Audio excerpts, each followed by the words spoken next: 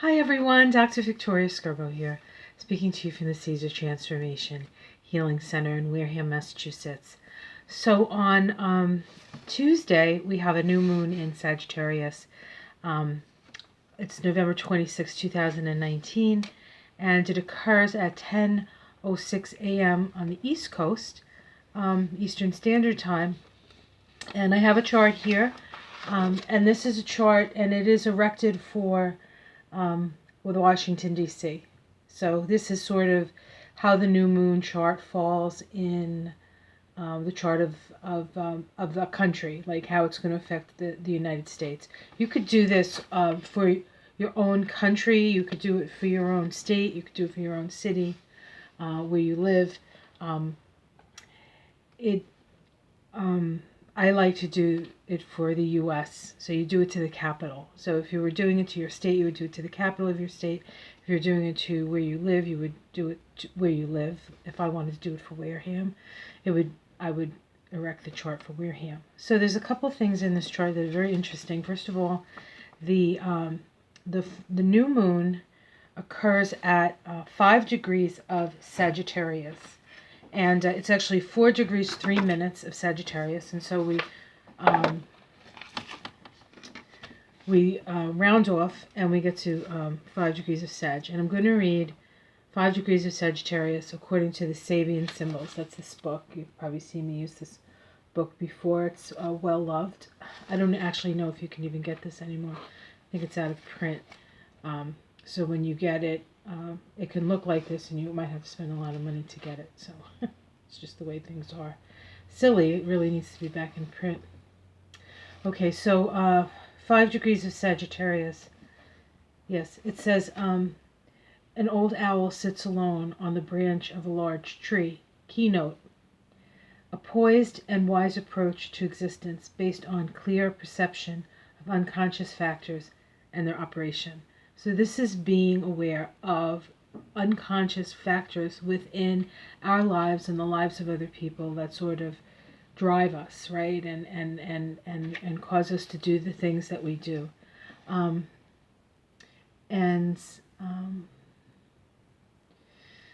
key word is what he calls translucidity.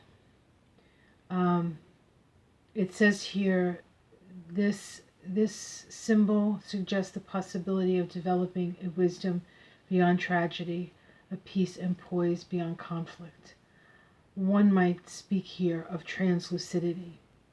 And so Sagittarius as an archetype is very much about truth and understanding and the big picture. And we have been through an awful lot in the world, not just here in the United States, but everywhere in the world. Everywhere in the world there's this conflict, and there's a rising up of people who are fighting against the oppressive forces. Now, we do have Saturn getting closer and closer to its conjunction to Pluto. And so this is a balsamic conjunction. And so as Saturn moves closer to Pluto, those structures, those oppressive structures that no longer serve our evolution, are really need to surrender to Pluto. And so this is what we see happening. So in this chart here, there's a couple of things. We have, of course, the sun and the moon. In the case of this chart for the United States, it's in the 11th house. The 11th house is the Congress, actually, and the Senate, I believe. It is about, the 11th house is group association, friends. It's an Aquarius house, so it deals with the common good. And it is a government by and for the people, okay? So it's very interesting that this new moon sits there, and it is conjunct Pallas Athena. That's what this symbol is here. Pallas Athena is at about 8 degrees, so it is 3 degrees away. Pallas Athena is social justice. Social justice. So this is also a time when a seed is being planted for that. The new moon is almost exactly in conjunct Uranus in Taurus. Of course, the new moon, when it was in Scorpio, was opposite Uranus and Taurus. The new moon that was in Libra was in conjunct Uranus and Taurus. And so the difference is the inconjunct between the new moon in Libra and Uranus created a need to make adjustments from the inside out. It would have been something that we needed to do for ourselves, a change in the way we think about something. When Uranus was opposite the new moon in Scorpio, it was about illumination. It was about seeing what needed to change, waking up to something. And certainly since that new moon, and today is the 24th, so we're still in that lunation cycle. It's coming to a close. But that has been a very profound lunation cycle. And of course, that is the energy of Scorpio. It's about death and rebirth. And so it's intense and confrontational and powerful. So now we come to the next inconjunct, and the next inconjunct is an inconjunct where we are taking that illumination that we have and we're introducing it into the outer world. We're introducing it into society. And the inconjunct that's necessary here is a adjustment that we need to make in our attachment to outcome, our attachment to how it's being said and how it's being seen, and to sort of find ways to interact with other people who may have different ideas, but how can we take our ideas and their ideas and coalesce them into something that creates a harmony. Now that harmony is going to be created on the next new moon cycle in Capricorn, and that's going to happen in January, because then Uranus will be trine that. So there's a progression here of internal adjustment, illumination, getting along with others and making adjustments in the way that we feel we need to put ourselves out there. And then ultimately we have an illumination around how to proceed. Or, let me see, it's going to be in Capricorn.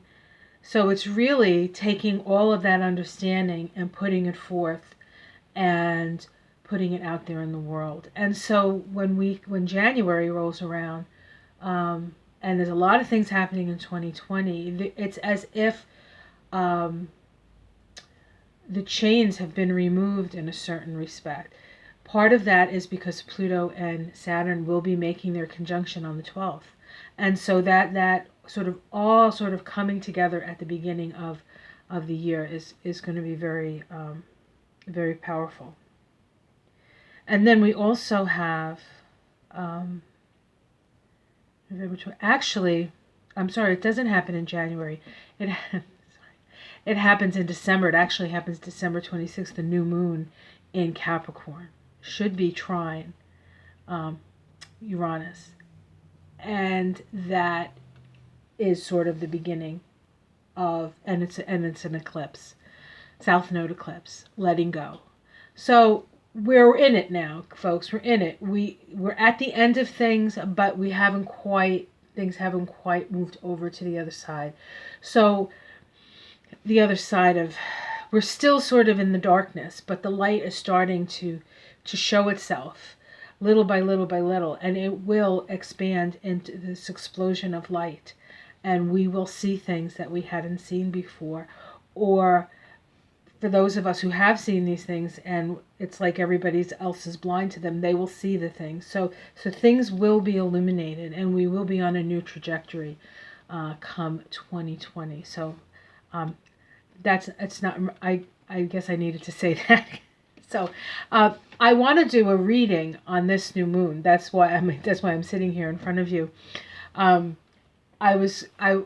did my morning thing for today, and then I was going to go back into the house and have some breakfast, but it was raining so hard that I would have just gotten soaked. So I said, let me do this now, because I think this is a good time for this. Okay, so what else is going on with this new moon? There was something else. Oh, yes. So we have the new moon is in conjunct Uranus, as you can see by this green line. We also have Mars still in an opposition to Uranus. That's exact today. Oppositions are points of awareness, and then as Mars continues to move further into Scorpio, that awareness gets expressed out into the outer world. And so we are expressing illuminations, we are expressing revolutionary ideas. Uranus is all about revolution. And so the revolution is in process. For any of us who follow Bernie, we know that to be true. We also just had, today, we had Jupiter make a conjunction to Venus. And so we are moving here with this new moon in Sagittarius. Venus has now moved into Capricorn and is, taking her journey around the sun. She will re-meet Jupiter at the end of next year when they're together in Capricorn. So there is this sense of illumination, new beginnings, and at the same time, you can see here that Saturn is getting closer to Pluto. Saturn is now at 17.5 degrees. Pluto is at 2120. So we're looking at maybe 2.5 more degrees. So on the 12th of January, those two planets will make their conjunction, and a new cycle of the structure of power will begin. The last structure of power actually occurred in 1982. I think it was the 8th of November, 1982, when Pluto and Saturn conjoined in Libra. I believe Ronald Reagan was president at that time. Or Bush, I can't remember. Sorry, I should know that, but I'm glad I know what today is. And so that sort of, in this country, that power, that way of looking at things, the sort of, I guess they're neocons, right? They were born into power at that time, but now their power is coming to an end because we have a new power. We have a new structure of power. And I believe that in this country, that's going to be more of a democratic experience. The Democrats are going to come into creating the narrative that we need.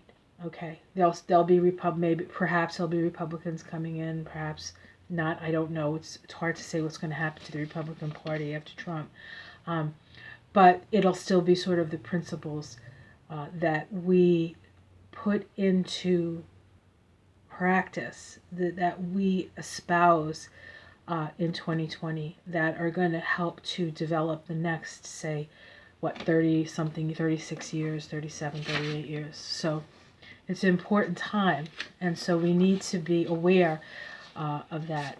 All right, let's talk about this new moon. So Sagittarius is about truth. It's about expansion. It's about the future. It's about our philosophy of life and our truth.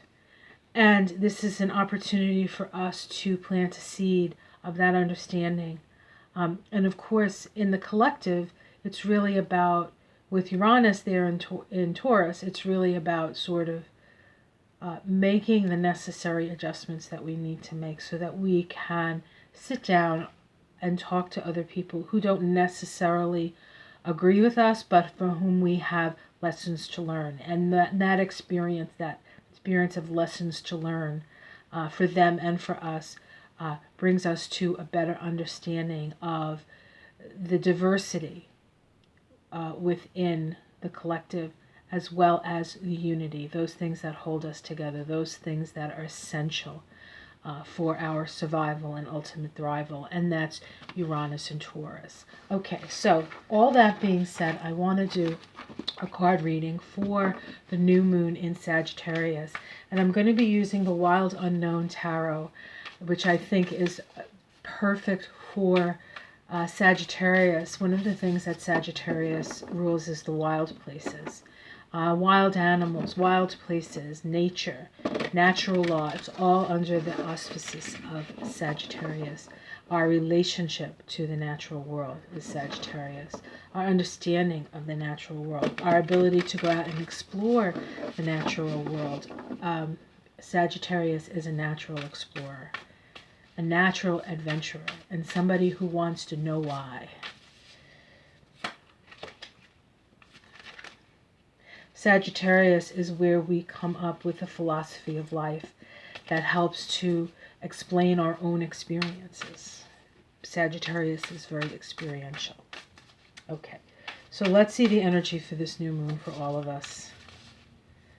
What are we here? What are we here to garner from this this lunation cycle? And again, this lunation cycle goes from the 26th to the 25th, the 26th of November to the 25th of December, because then on the 26th of December we have that new moon solar eclipse that starts the next lunation cycle. Okay, let's see what we have here.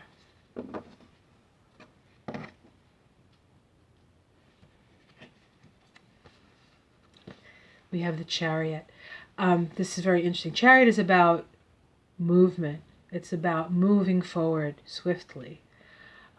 We have here the sun shining. We have this horse with the moon on its forehead, the pentacle around its neck.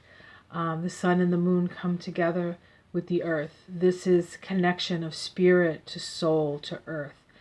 And it's about, the Chariot is associated with the sign of Cancer. And Cancer is where the soul comes into incarnation to experience whatever lesson it is to learn in this lifetime, through the interaction with the material world. And so the Chariot is about being on your soul's path.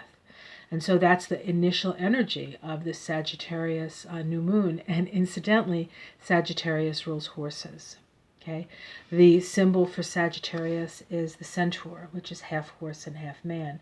That symbol is the upper half being man, is the higher self has control of the lower self, the bestial self, the horse below. And of course, horses are about power.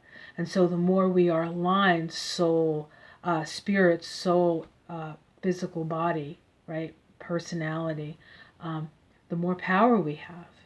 And it's a power, not a power over, but a power from within, and the power of expressing your soul's journey. Let's see what's crossing that for this lunation. Okay, we have the Three of Wands. This is about the birth of something. The Three of Wands, in one of my favorite decks, the Tarot of the Spirit, is called the Birth of Light. The Birth of Light. And this is a window. And so the challenge is keeping your eye on the window of the possibilities that lie ahead, right? Because what's going to be happening around us is not going to feel like, I believe, is not going to feel like, oh, this is great, whoa, we're on the way. There's going to be a lot of stuff happening, and we have to have the focus to look for the opening, right? The opening in the clouds, the big picture, the vision. We have to have the vision. That's the challenge. Let's see what's at the root. Okay, the root is the Two of Wands here. And this deck is different. I read it differently than the other decks. But we can see that we have these two wands that are sort of far apart at the bottom but come together at the top. And this triangle is one of the most, and it's not quite a triangle. I mean, it is a triangle. If I remember my geometry, I could probably tell you, I think isosceles, but I could be wrong. But it's really, we can stand apart and yet we can come together at the same time. So we don't have to be in the same place to come to the same understanding.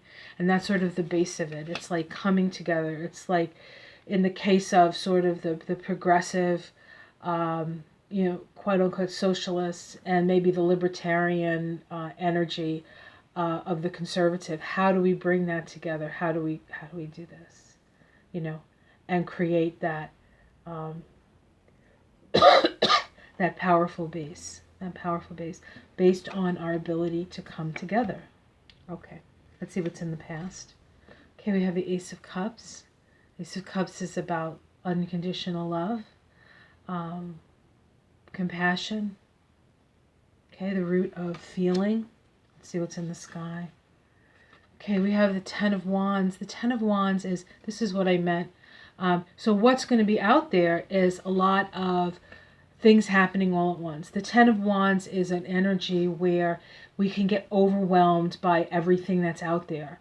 And how do you sort of release? How do you find your way? And how you find your way is to organize and prioritize and let go of things that you don't need to be carrying around anymore. But this is the process. There is light there, but there's an awful lot of static, so to speak. And so that will be out there. And so this is the challenge, right? This is the challenge of this card crossed by this card because of this energy that is in the world. Okay, let's see what's in the immediate future. So this would be the card for the month, really. Okay, and we get the Eight of Wands. So more information coming. This is the lightning flash from Spirit, and striking us, and all this information sort of. So it's like sort of getting hit by lightning, and then all of this energy comes out. And so more and more information coming out, more and more information, which can probably confuse us a little bit. But and this Eight of Wands card is associated with Sagittarius. It's the 34/7 vibration in the system that I use, which is the Eight of Wands and the first decan of Sagittarius, which this new moon is in, first decan of Sagittarius. How it's seen from the outside. We have the Eight of Pentacles here. We are all connected. We are all connected. Domestic situation. Okay, we have some heartbreak here. Heartbreak. Right. So there are going to be some sad things happening. I think we're going to have some losses that we weren't either expecting. All will seem like really, really bad things. But in the long run, it's going to work out. So, hopes and fears. This is the Eight of Cups. This is about having put a lot of energy into something that can no longer be sustained. And so you need to move away from it. It's almost like it becomes... it's a very interesting card, isn't it? It's like it's sparkling. Do you see that? Wow, that's cool. I love these cards. They're so magical. So Sagittarius. Yeah, so I think the fear is that, we've put a lot of effort and energy into something that's not gonna work, or that's no longer satisfying for us. But we'll see. Let's see the outcome. Okay, we have the Nine of Wands. So this is, the nine is in this deck. The wands sort of create this stairway to heaven. There's a lady who knows all that glitters is gold, and she's buying a stairway to heaven. I'm sorry if I don't know the words to that. But this is about step by step we climb. Step by step we climb. So we continue to process. Of course, the Nine of Wands is also a Sagittarius vibration. It's the second decan of Sagittarius. So let's see if we can get a major arcana. Okay. So the Judgment card is about the awakened soul. We can see that the darkness is dispelled and becomes the darkness is dispelled and sort of flies off and moves into the light. Darkness is simply light that is stuck, and it's so sort of involuted on itself. But when we can release that darkness, the light just sort of shines, and that's what's happening. But it's going to take it's going to take judgment. There's going to be a judgment. There's going to be some sort of reckoning that occurs in this new moon in Sagittarius. Let's see what's underneath it all. And we have the Father of Cups. This is the Black Swan. The Black Swan is symbolic of the void and the creativity within that void. And so I see this particular card as the void from which all things come, right? Everything is born in the, everything begins in the darkness and comes out into the light. And what's interesting is that most of this lunation cycle is going to be happening in December. And December as a vibration is actually a 24/6 vibration. It's the first time we're going to be in that vibration. I think the last time we were in that vibration was 1993 or 1994. When I do my December, I'll explain that a little bit more, my December, month of December, Kabbalah and astrology. But it is in Bina, in the Tree of Life, which is the divine feminine. It's also the place of darkness where we find the inner light. And so we are moving into a time of really needing to be driven forward by our soul purpose in this lunation cycle. So, all right, very, very intense energies. I hope you enjoyed this. Like and subscribe if you would like a reading with me. I do that. Do it, give it as a gift if you want. I'll put links below for that.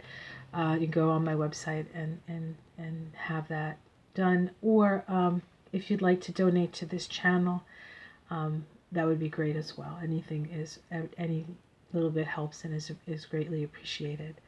Have yourself a great day, and I will see you again soon. Take care.